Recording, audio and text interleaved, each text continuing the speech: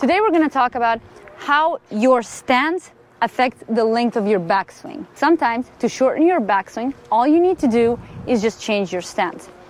I'll explain. When you stand in a closed stance like this, it feels as if you're not taking your racket back at all.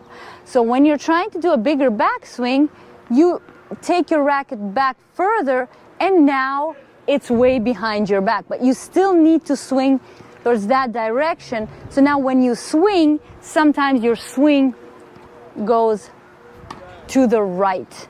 Your main power will go to that direction, to the right, instead of actually into the court. And it's also really hard to make the right contact if your racket is all the way here. Now, it's really hard to control it because you're trying to create tension here, so you're trying to take your racket back further, and that's what causes it.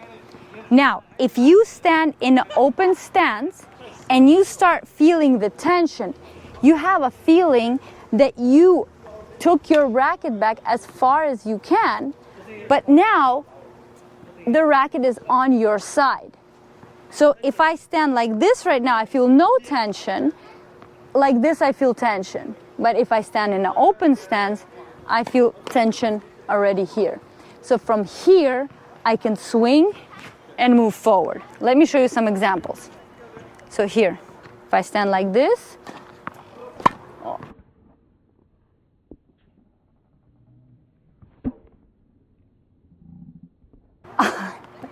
can't even hit like that. Okay, or from here.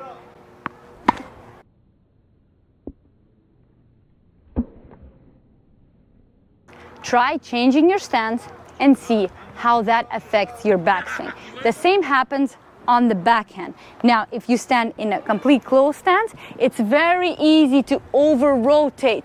And at this point, you probably have even trouble to still look forward. But if you stand in a more open stance, if you don't feel comfortable with a complete open stance, you can have a semi-open stance. Now, you're taking your racket back, you have tension, and you can see the court better and you can see the ball better. It's easier to move like that. You'll still have the maximum because the main thing is that you still have tension here when you hit, and you also create tension on your backhand with rotation.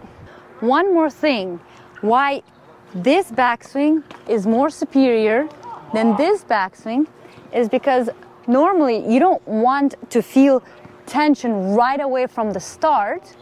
So you don't want your arm over here, because then once you start the rotation, you will rotate immediately with the arm.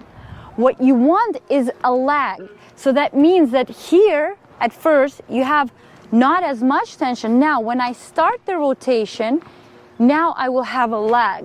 So watch the difference. If I take my racket back all the way over here, first of all, I'm over-rotated and it's hard for me to meet the ball here in my desired contact point. And the second thing is that I already have tension. Now when I turn,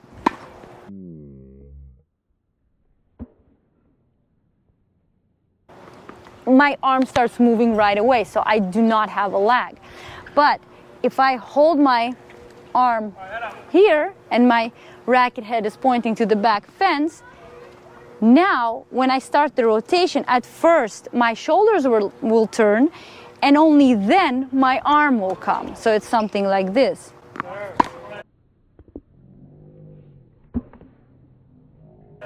Now I can create a lag and a more of a whipping effect. So sometimes you don't really need a humongous backswing like this. It's not efficient and it won't help you hit harder.